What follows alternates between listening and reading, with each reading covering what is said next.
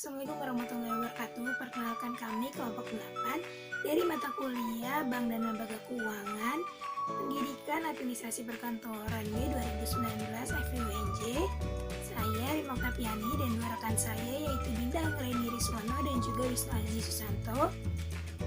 Pada kesempatan kali ini kami ingin mempresentasikan tentang materi anjak piutang. Disimak baik-baik ya.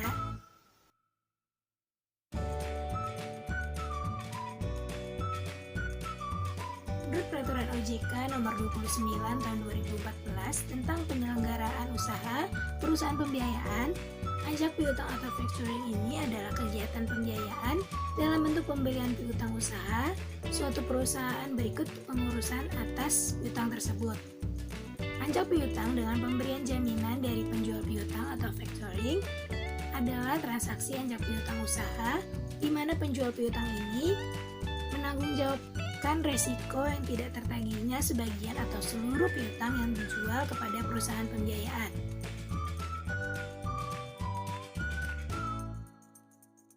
Anjak piutang tanpa pemberian jaminan dari penjual piutang adalah transaksi anjak piutang usaha di mana perusahaan pembiayaan ini wajib menanggung resikonya tidak tertagihnya seluruh piutang yang dijual kepada perusahaan pembiayaan.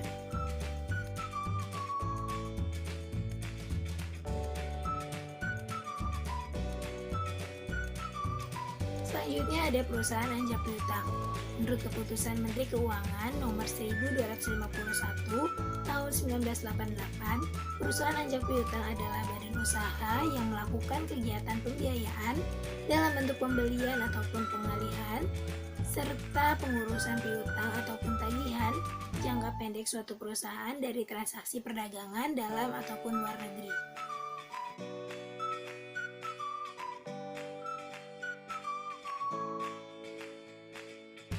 Secara umum, anjak piutang ini dapat didefinisikan sebagai kontrak, di mana perusahaan anjak piutang ini menyediakan jasa-jasa seperti jasa pembiayaan, jasa pembukuan, jasa penagihan piutang, serta jasa perlindungan terhadap risiko.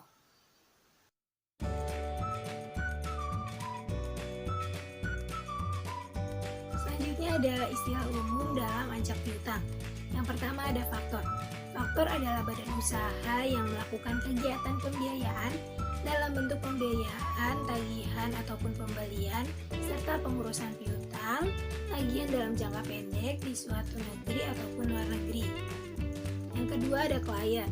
Klien adalah perusahaan yang menjual dan mengalihkan piutang atau tagihan yang timbul dari transaksi, baik perdagangan negeri maupun luar negeri. Kemudian yang ketiga ada piutang. Piutang adalah suatu kewajiban pembayaran yang harus dibayar oleh customer kepada klien atas barang atau jasa yang telah diberikan oleh klien kepada customer. Yang keempat ada customer.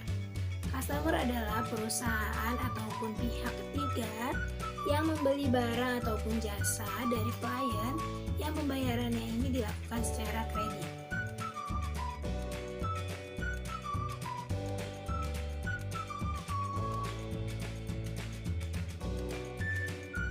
Istilah yang kelima adalah kontrak. Kontrak adalah perjanjian anjak piutang atau factory agreement yang dilakukan oleh antara faktor dan klien. Yang keenam ada nilai pembiayaan. Nilai pembiayaan adalah besarnya nilai pembiayaan yang diberikan oleh faktor atas faktur ataupun tagihan yang ditawarkan oleh klien kepada faktor. Biasanya dalam bentuk presentasi, misalnya seperti 50% ataupun 80%. Yang ketujuh ada retention. Retention adalah bagian dari faktur atau tagihan yang ditawarkan oleh klien kepada faktor yang tidak dibiayai oleh faktor. Sebagai contoh maksimumnya adalah pembiayaan yang diberikan misalnya 80% dari nilai fakturnya, maka retentionnya adalah sebesar 20%. Retention ini akan dikembalikan kepada klien setelah tagihan kepada customer ini diterima secara efektif oleh faktor.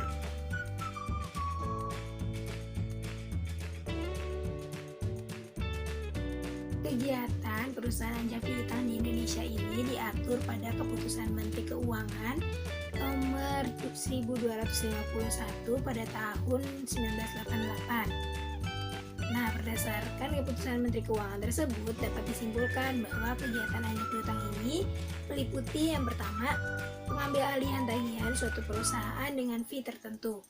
Yang kedua, pembelian piutang perusahaan dalam suatu transaksi perdagangan dengan harga yang sesuai dengan kesepakatan. Yang ketiga, mengelola usaha penjualan kredit suatu perusahaan, di mana artinya ini perusahaan anjak piutang dapat mengelola kegiatan administrasi kredit suatu perusahaan sesuai dengan kesepakatan. Kegiatan utama perusahaan anjak piutang adalah mengambil alih pengurusan piutang suatu perusahaan dengan suatu tanggung jawab tertentu, tergantung kesepakatan dengan pihak kreditor atau pihak yang punya piutang.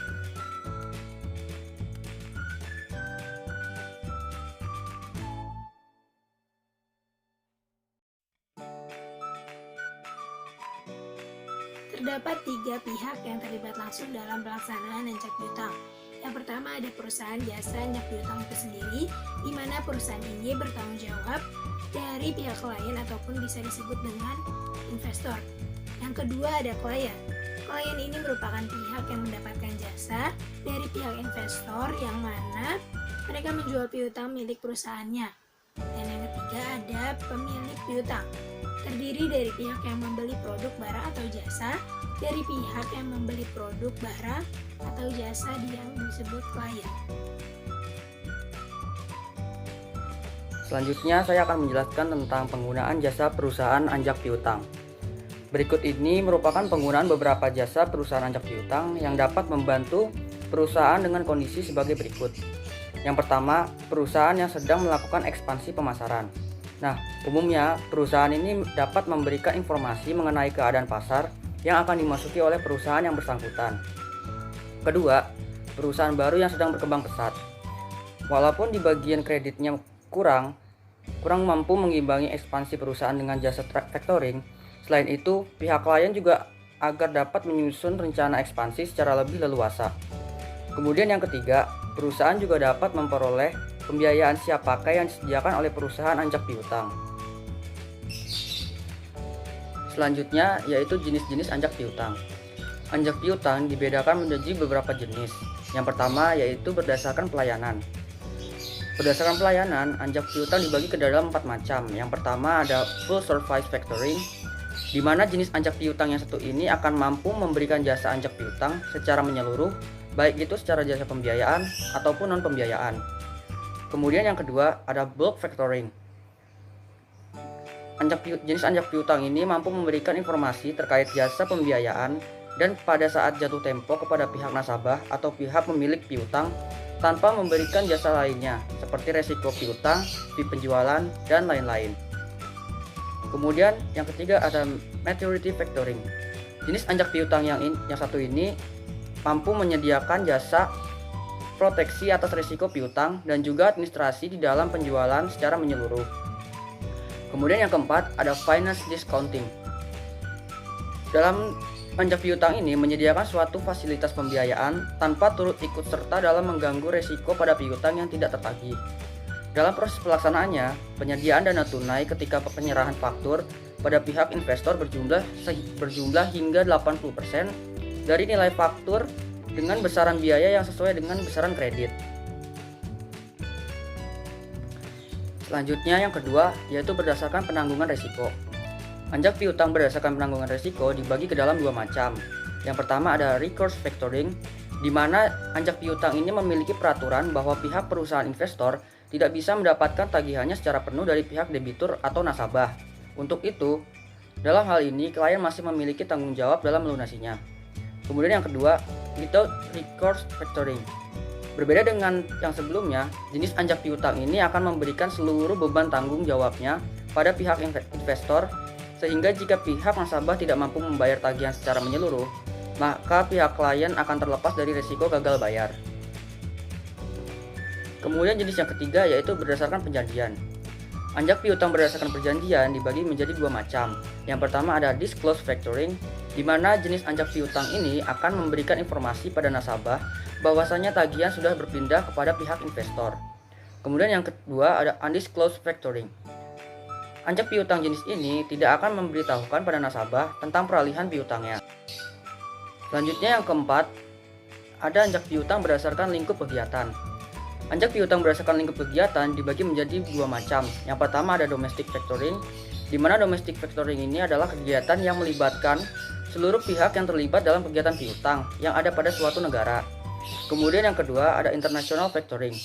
Di dalam ruang lingkup kegiatan ini akan melibatkan perusahaan yang berbeda-beda pada setiap negara yang berbeda dan memiliki peranan sebagai export factor dan juga sebagai import factor. Kemudian yang terakhir ada anjak piutang berdasarkan sarana pengalihan. Anjak piutang berdasarkan sarana pengalihan dibagi menjadi dua macam. Yang pertama ada account receivable, di mana dalam hal ini klien nantinya akan diberikan bukti utang yang tersedia dalam bentuk laporan akun receivable kepada investor. Kemudian yang kedua ada promissory notes. Promissory notes merupakan suatu catatan dari pihak nasabah yang diberikan kepada pihak klien, lalu pihak klien nantinya akan bisa mengendorse promissory notes pada pihak investor sebagai bentuk pengalihan utang. Selanjutnya yaitu ada jasa-jasa anjak piutang. Jasa anjak piutang dapat dibedakan menjadi dua macam. Yang pertama yaitu jasa pembiayaan. Pada perusahaan anjak piutang biasanya memberikan pembiayaan yang besarnya sekitar antara 60-80% dari total piutang setelah dilakukan kontrak anjak piutang dan penyerahan bukti-bukti penjualan barang. Dalam pengambilan keputusan mengenai transaksi anjak piutang, perusahaan akan memperhatikan dan mempertimbangkan besarnya resiko terjadinya kemacetan dana yang mungkin bisa saja dihadapi oleh pihak narasumber. Nah, yang kedua ada jasa non-pembiayaan. Pada dasarnya, seperti yang sudah kita ketahui bahwa adanya penyediaan jasa non-pembiayaan adalah untuk kepentingan pengelolaan kredit klien atau supplier. Nah, produk-produk yang ditawarkan oleh perusahaan anjak piutang antara lain sebagai berikut. Yang pertama, investigasi kredit. Yang kedua, sales ledger administration atau sales accounting. Yang ketiga, pengawasan kredit dan penagihannya. Yang keempat, perlindungan terhadap risiko kredit. Selanjutnya, ada manfaat dari anjak piutang. Manfaatnya sendiri terbagi menjadi dua, yaitu sisi faktor dan dari sisi customer. Manfaat dari sisi faktor sendiri adalah satu, perusahaan memperoleh tambahan dana pinjaman, walaupun seluruh fixed aset perusahaan dijadikan untuk pinjaman lain. Hal ini dimungkinkan karena anjak piutang tidak memerlukan jaminan fixed aset. 2. Jumlah pinjaman yang diambil dapat disesuaikan dengan jumlah kebutuhan, sehingga tidak ada lagi dana yang menganggur karena kelebihan pinjaman. Terus pengambilan pinjaman juga dapat dilakukan dengan proses yang cepat dan mudah. Dan manfaat dari sisi customer adalah satu, peluang untuk membeli secara kredit, sehingga akhirnya klien dapat pula menjual secara kredit. Yang kedua, memperoleh layanan prima dalam hal jasa penjualan, sehingga terbuka peluang bagi klien untuk melakukan penjualan lebih cepat dan tepat sasaran. Nah, kelemahan dari anjak piutang juga terbagi menjadi dua, yaitu dari sisi faktor dan dari sisi customer. Kelemahan dari sisi faktor sendiri adalah belum adanya perlindungan hukum bagi faktor berupa Undang-Undang Lambang Pembiayaan. Hal ini akan terlihat ketika tagihan jatuh tempo dan customer tidak dapat memenuhi kewajibannya. Maka konsekuensinya adalah faktor harus membuka line of credit bagi customer yang bersangkutan atau menanggung resiko sampai tagihan terlunasi. Kedua, kelemahan anjak piutang dari sisi klien. Jadi, apabila terjadi peningkatan penjualan secara kredit akan menyebabkan semakin besarnya jumlah piutang, yang berarti kebutuhan dana klien juga semakin meningkat. Akan tetapi, kebutuhan dana tersebut tidak dapat sepenuhnya diatasi oleh advance payment yang dapat diambil dari faktor, karena besarnya advance payment dibatasi oleh plafon kredit yang dicantumkan dalam perjanjian anjak piutang. Walaupun jumlah piutang yang dialihkan semakin besar, dengan kata lain, kenaikan jumlah piutang yang dialihkan tidak otomatis menambah besarnya advance payment yang dapat diambil karena dibatasi oleh besarnya plafon kredit yang dapat dimanfaatkan. Berikut ini merupakan contoh dari perusahaan anjak piutang yang ada di Indonesia. Yang pertama ada Aritama Finance. Aritama Finance adalah suatu perusahaan pembiayaan yang menyediakan jasa anjak piutang dan sewa gudang usaha ataupun finance. Perusahaan Aritama Finance mampu memberikan bantuan untuk solusi pengembangan usaha. Perusahaan ini pada dasarnya sudah berdiri dari tahun 2001 yang pada saat itu memiliki nama PT Artamas Finance. Lalu perusahaan ini diambil alih secara resmi oleh PT Aseta Selindo dan juga PT Khazanah Indexindo yang bergerak pada perusahaan pemegang saham pada Bank Indeks. Lalu berubah nama lagi menjadi Aritama Finance yang lebih fokus pada finance lease. Kedua, ada SG Finance. SG Finance adalah sebuah perusahaan yang didirikan dari pengambil alihan PT Society Generale Customer Finance Indonesia, yaitu suatu lembaga keuangan dari Prancis oleh perusahaan PT Mitra Cakrawala International dan Winarman Halim pada tahun 2008 lalu. Lalu, nama perusahaan itu pun mulai berganti nama menjadi SG Finance dan terus menggunakan nama Top Finance. SG Finance adalah perusahaan penyempurna dari seluruh bidang yang melakukan pengelolaan berbagai macam perusahaan pembiayaan yang sudah terkenal. SG Finance ini juga bersedia melayani pembiayaan pada alat berat dan sektor pertambangan, infrastruktur, atau perkebunan. Ketiga, ada PT IVS Capital Indonesia. PT IVS Capital Indonesia adalah perusahaan pembiayaan yang sudah bergerak selama 22 tahun di Indonesia. PT IVS Capital Indonesia mampu memberikan pengadaan pada jasa leasing untuk jenis usaha kecil dan menengah, serta pada bidang anjak piutang. Keempat, ada PT Tifa Finance BSU adalah sebuah perusahaan yang fokus pada bidang sewa guna usaha, anjak piutang, dan pembiayaan konsumen. Perusahaan yang sudah ada dari tahun 1989 ini berubah nama menjadi PT Tifa Finance di tahun 1996. Saat ini perusahaan ini sudah memiliki 2 cabang, yakni di Jakarta dan juga di Surabaya.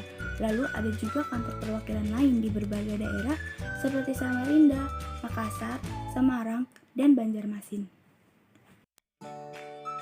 Baiklah, segitu dulu pemaparan materi dari kelompok kami. Kurang lebihnya mohon maaf. Wassalamualaikum warahmatullahi wabarakatuh.